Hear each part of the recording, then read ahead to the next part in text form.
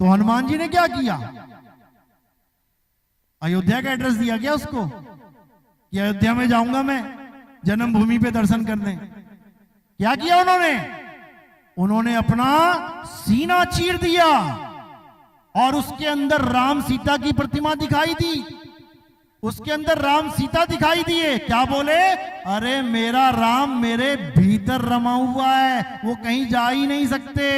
तुम केवल शरीर को देख रहे हो, शरीर सदा रहता नहीं है। उस आत्म राम को जानो जो हमारे अंदर सदा सदा से रमा हुआ है। अगर राम मंदिर बनाना होता तो ये कार्य किसको सौंपा जाता? राम जी के सारे कार्य कौन करता है? राम काज करीबे को आतुर। और सबसे बड़ा राम काज क्या होगा? राम मंदिर बनाना। सबसे बड़ा काम तुम्हारे जीवन में क्या होता है पता है? सारी उम्र तुम पैसा कमाते हो और उसके बाद तुम एक मकान बनाते हो, सारा बैंक बैलेंस चला जाता है। सबसे बड़ा खर्चा अगर किसी के जीवन में है तो वो मकान बनाना है। सोचो हमारे राम जी का मकान कितने का बना होगा? सोचो, अगर राम जी को मकान की जरूरत थी, अगर राम जी को किसी मंदिर की जरूरत थी, तो पहला आदेश किसके पास जाता? हनुमान जी के पास जाता कि हनुमान मेरे लिए मंदिर बनाओ। जो मंदिर बना हुआ था पहले, वो आके मुगलों ने तोड़ के मस्जिद बना दी। और अगर हनुमान जी मंदिर बनाते तो सारी उम्र सारे मुगल तोड़ते रह जाते, जन्म बीत जाते, युग बीत जाते, लेकिन वो मंदिर ना तोड़ पाते। क्यों? जो एक पहाड़ हाथ पे ला सकता है। तो सोचो मंदिर कितना बनाया होता उसने, कितना बड़ा। सारा वंश खत्म हो जाता इन मुगलों का। हथौड़ी से तोड़ते तोड़ते खत्म ना होता वो मंदिर कभी। क्या हिमालय पर्वत को तोड़ देंगे ये लोग? लगाओ हथौड़ी जरा। हनुमान जी 10 हिमालय जितना बना देते। लेकिन हनुमान जी ने नहीं बनाया। क्यों? क्योंकि राम जी को मंदिर की जरूरत ही नहीं है। समझ लो क्यों? क्योंकि पहले से उसका घर तैयार है। और उसका घर ऐसा नहीं है कि कोई आया और तोड़ के मंदिर बना के मस्जिद बना दी उसकी। उसका घर ऐसा है जिसको कोई शस्त्र नहीं काट सकता, जिसको कोई आग नहीं लगा सकता, जिसको कोई हवा नहीं सुखा सकती, जिसको कोई जल नहीं भिगो सकता। वो राम कहां रहते हैं? हमारी आत्मा में रहते हैं। ये आत्मा ही उस राम का असली घर है। और हम उस घर में नहीं जा रहे हैं राम जी के दर्शन करने के लिए। हम कहां जा रहे हैं? जो इंसानों ने बनाए हैं, जो इंसानों ने बना दिए हैं, हम उसको राम जी का घर समझ बैठे। अरे जिसने अखंड ब्रह्मांड बना दिया, क्या वो एक अपना मकान नहीं बना सकता था? जिसने तुम्हारे मकान बनवा दिए, उसका मकान तुम चंदे से बना रहे हो। अपना मकान कभी तुमने चंदे से नहीं बनाया। तुम परमात्मा भगवान का मकान चंदे से बना रहे हो। हैरानी होती है सोच सोच के। कमाल हो गई अज्ञानता। राम जी ने कभी नहीं कहा कि मेरा मंदिर बनाओ। कृष्ण जी ने कभी नहीं कहा कि मेरी पूजा करो। अरे किसी ने कुछ कहा ही नहीं। ये हम ही लग पड़े अपने आप। और उन्होंने क्या कहा हम वो समझ ही नहीं पाए।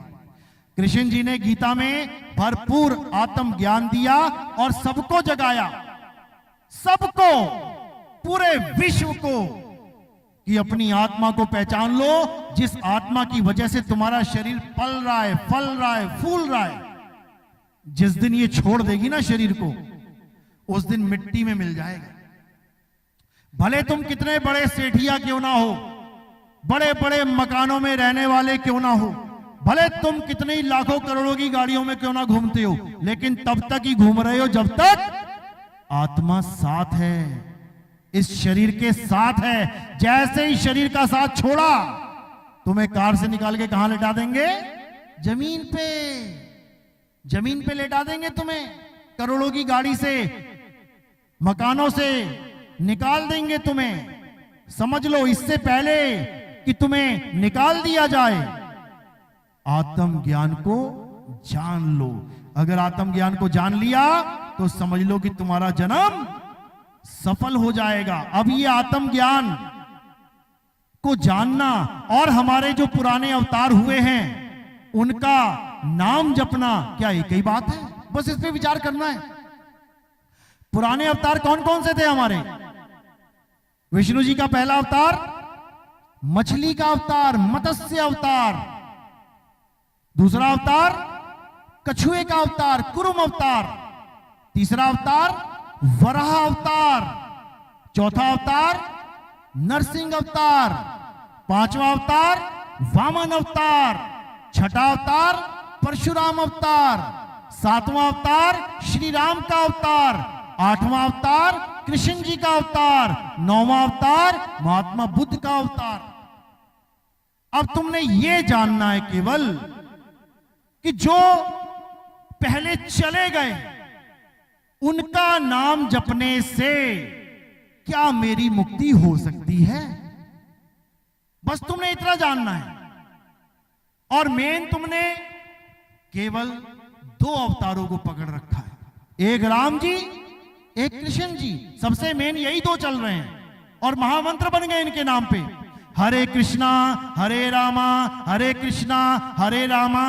और बाकी के 7 अवतार हरे मछली हरे कछुआ, हरे मछली हरे कछुआ क्यों नहीं कर रहे भाई? अरे वो भी तो अवतार हैं। मछली को तुम दे तड़का दे चूल्हा, दे तड़का दे चूल्हा। और पहले अवतार को तो तुम भून भून के खा रहे हो। और जिस गाय का अवतार कभी विष्णु जी ने लिया नहीं, तुम उसको कह रहे हो हमारा मैया है, हमारी माता है। और जो अवतार वो ले चुके हैं उसको दे तड़का लगा लगा के, अरे नमक थोड़ा ज्यादा डाल देना, बढ़िया वाला मसाला डालना।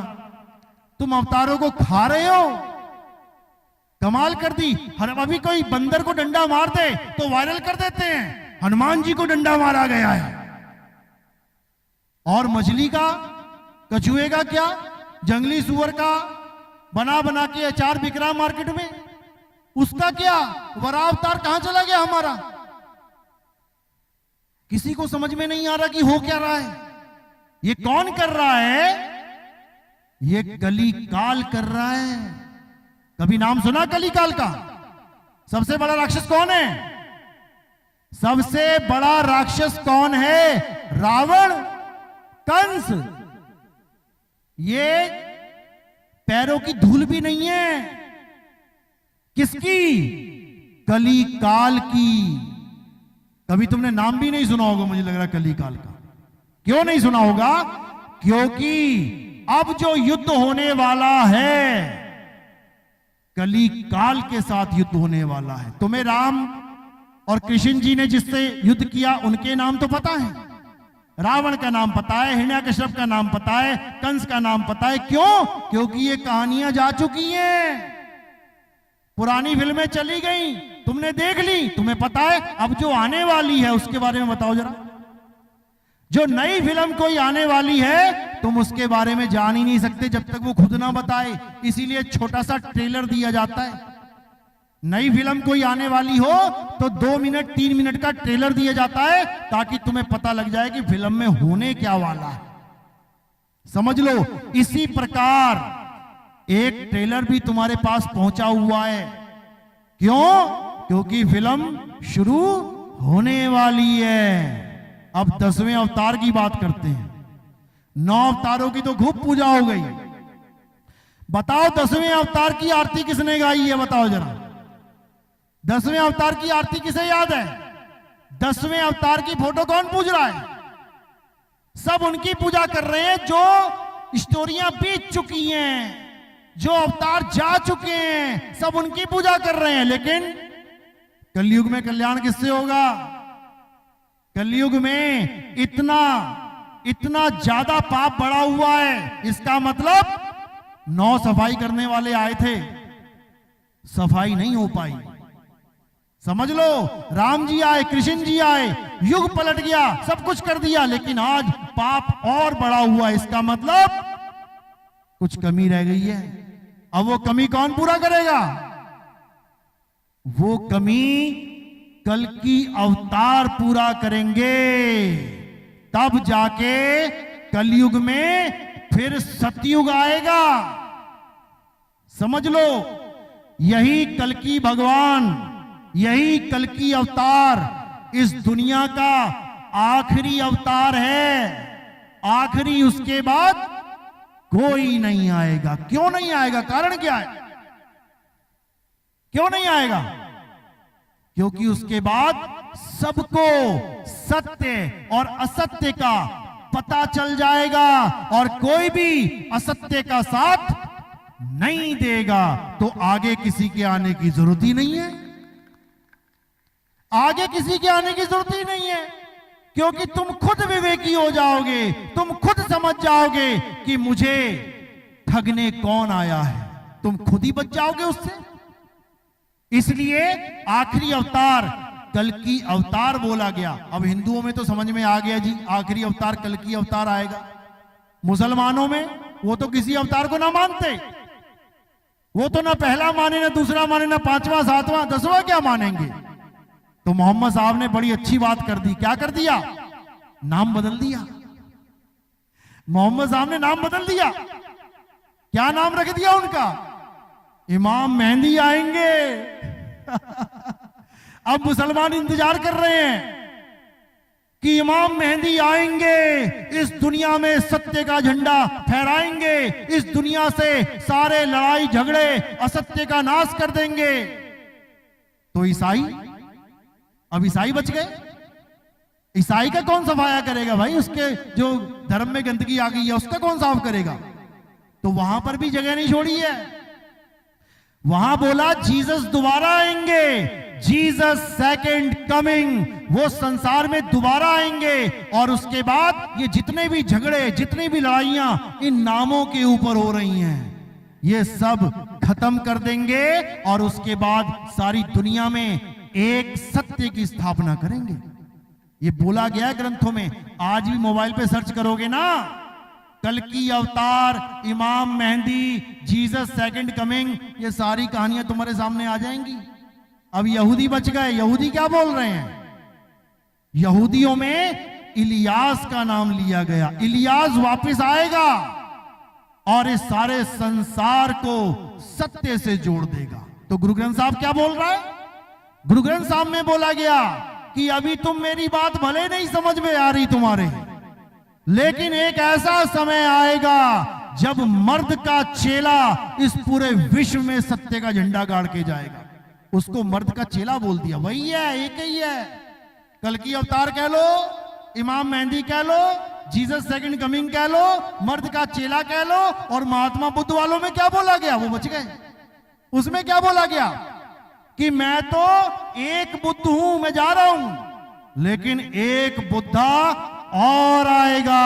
और उसका नाम क्या बोला गया? मैत्रेय बुद्ध।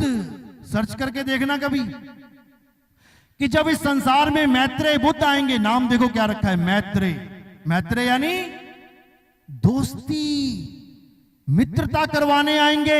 ये धर्मों के नाम पे जो सब बट चुके हैं, मैं हिंदू, मैं मुसलमान, मैं सिख, मैं ईसाई, मैं बौद्ध, मैं जैनी, ये सब में जो फूट पड़ चुकी है, ये फूट खत्म करवा के सब में मित्रता करवाएंगे। उसी का नाम मैत्रेय बुद्ध रखा गया है। समझ लो, हमारे कबीर वाणी में क्या आता है? हमारी कबीर साहब की वाणी में नौतम सूरत का जिक्र आता है कि नौतम सूरत आएंगे और सारे संसार को फिर से एक कर देंगे। नौतम का मतलब क्या होता है? नया, यानी ऐसा नया ज्ञान लेके आएंगे कि सारे पुराने ज्ञान फीके पड़ जाएंगे। तुम्हारे सामने 100 पुरानी शर्ट और एक नई शर्ट रख दी जाए, कौन सी उठाओगे? तुम्हारे सामने पुरानी पैंट रख दी जाए 100 और एक नई पैंट रख दी जाए, पुरानी 1000 साड़ियां रख दी जाए फटी पुरानी और एक नई रख दी जाए, तो क्या उठाओगे? नई। इसलिए उसका नाम नौतम सूरत रखा गया। गरीबदास जी क्या बोलते हैं? गरीबदास जी ने अपनी वाणी में कल्कि अवतार का नाम नहीं लिया। किसका नाम लिया है? निःकलंक अवतार।